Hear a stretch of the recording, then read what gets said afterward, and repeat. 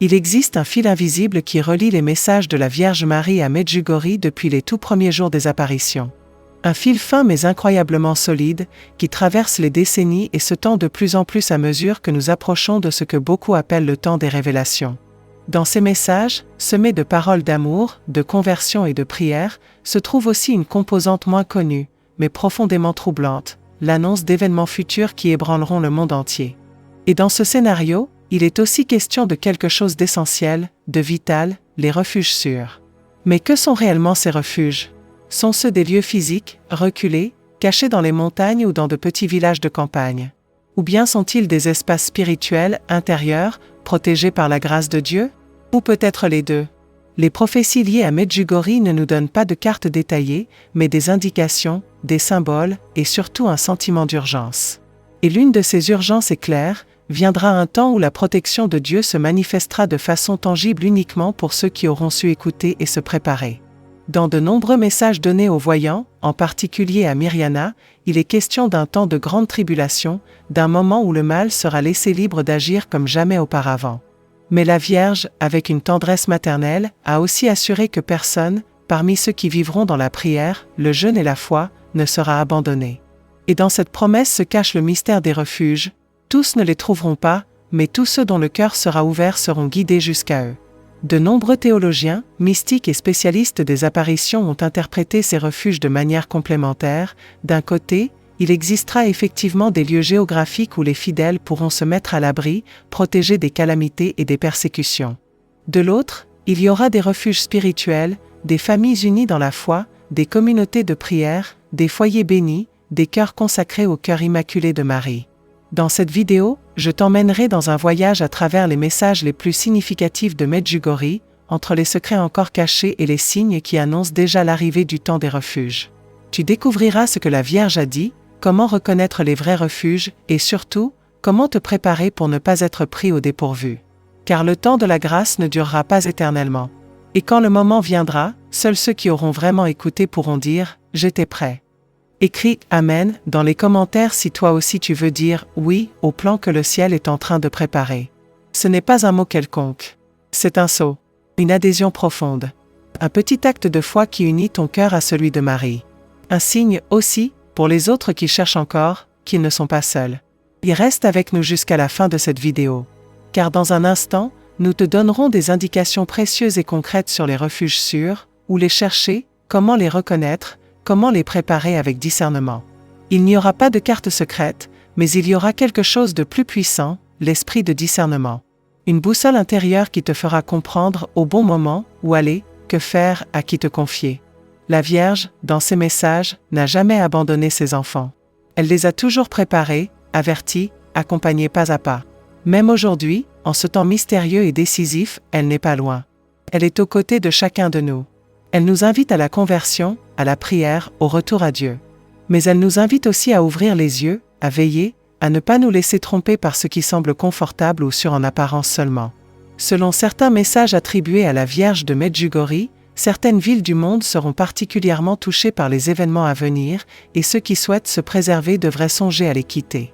Il ne s'agit pas seulement de lieux symbolisant le pouvoir ou la richesse, mais de villes où la foi a été abandonnée, où le péché est devenu la norme. Parmi les villes souvent évoquées dans les messages ou leurs interprétations prophétiques, on retrouve de grandes métropoles comme New York, Los Angeles, Londres, Tokyo, Moscou et Pékin, mais aussi des villes européennes à forte portée spirituelle et politique telles que Paris, Marseille et Lyon. La Vierge, sans toujours nommer directement ces lieux, aurait néanmoins indiqué clairement que les grands centres urbains, plongés dans le bruit, le matérialisme et le rejet de Dieu, ne seront pas des refuges sûrs durant le temps de la purification. L'appel est limpide, quittez les villes, réfugiez-vous dans les lieux de prière et de silence. Ce message n'est pas une menace, mais un cri du cœur maternel, un appel à la conversion et à la protection, avant qu'il ne soit trop tard. Les refuges sûrs ne sont pas le fruit de la peur, mais de l'obéissance et de l'amour. Ce sont un don, mais aussi une responsabilité. Les préparer ne signifie pas se cacher, mais être prêt. Cela ne signifie pas fuir le monde, mais être prêt à témoigner lorsque tout semblera s'effondrer. Parmi les messages les plus inquiétants, mais aussi les plus éclairants, liés au refuge sûr. Il y a un thème qui revient fréquemment, bien que rarement mentionné ouvertement dans les canaux officiels, l'urgence de quitter certains lieux avant qu'il ne soit trop tard. Il ne s'agit pas de paroles dramatiques prononcées par des fanatiques, mais d'échos fidèles de ce que la Vierge aurait confié, de manière privée ou plus voilée, à certains voyants. En particulier, il a été rapporté, et repris par certaines figures spirituelles proches des apparitions, que la Vierge aurait exhorté les fidèles à quitter les grandes villes en des temps de tensions spirituelles et sociales particulières. Cet appel ne repose pas sur la peur, mais sur la protection divine qui se manifestera avec plus de puissance dans des lieux choisis, consacrés, simples, loin du chaos, du péché répandu, des influences mondaines. Les villes, malheureusement, selon ces révélations, seront parmi les premières à souffrir des conséquences de la purification mondiale qui précédera les secrets. Il n'est pas étonnant que dans de nombreux messages, l'importance de la prière familiale, de la vie retirée, du contact avec la nature, du travail simple et du silence intérieur soient rappelés. Les refuges sûrs, en effet, ne se trouvent pas dans les gratte-ciel ou dans les centres bondés, mais parmi les collines, à la campagne, dans de petites maisons où le rosaire est prié chaque jour et où la présence de Dieu est réelle et palpable. Cet appel au détachement des grands centres urbains, bien qu'il ne s'agisse pas encore d'un ordre explicite, est une voix subtile mais insistante. Un appel prophétique à observer le monde avec des yeux différents, à se préparer, et, lorsque le moment sera venu, à écouter cette voix intérieure qui nous dira « Il est temps de partir ». Comment reconnaître un refuge sûr et comment le préparer? Reconnaître un refuge sûr n'est pas une question de géographie, mais de discernement spirituel. Les refuges ne seront pas indiqués par des signes visibles aux yeux du monde. Il n'y aura pas de carte, ni de chemin tracé. Il y aura, en revanche, cette paix profonde qui ne naît que dans le cœur de ceux qui vivent dans la prière et la vigilance. Ce sera la Vierge elle-même, comme une mère bienveillante, qui guidera ses enfants vers ces lieux que Dieu a choisis pour les protéger, en des temps difficiles. Un refuge sûr peut être une simple maison, peut-être la sienne, consacrée au cœur immaculé de Marie. Une maison où le rosaire est prié chaque jour avec foi et amour, où l'on jeûne les jours suggérés par la Vierge, où la Sainte Messe et les sacrements sont vécus avec ferveur. Cela peut aussi être une petite communauté, rassemblée dans un lieu isolé, loin du bruit du monde, où les personnes se soutiennent mutuellement dans la foi et se préparent humblement aux événements futurs.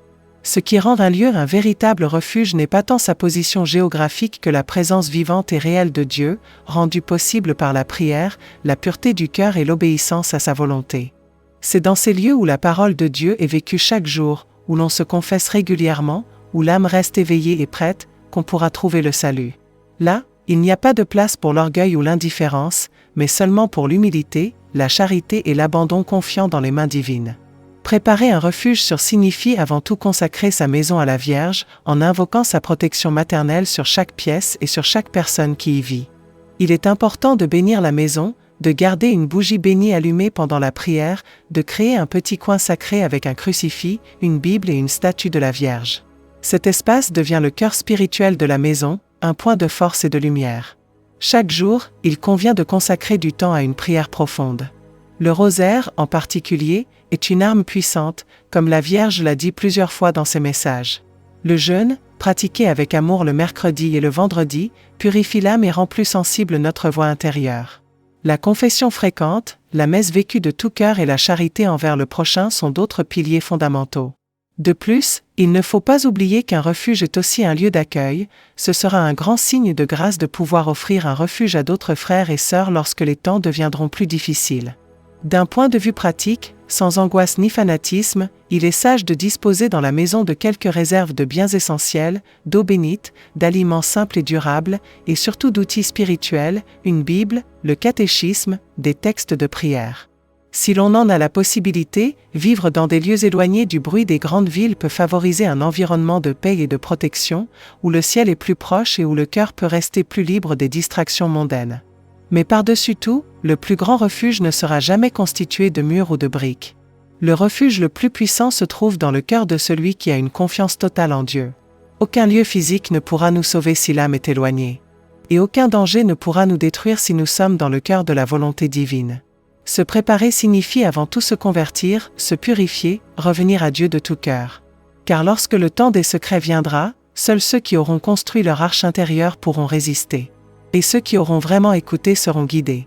Écoute ton cœur. Et si tu sens que ces paroles résonnent en toi, partage cette vidéo avec ceux que tu aimes. Cela pourrait être le signe qu'ils attendent. Abonne-toi à la chaîne pour ne pas manquer les mises à jour sur les prochains messages et indications prophétiques. Les étapes s'accélèrent. Les secrets se rapprochent. Et ceux qui veillent seront sauvés.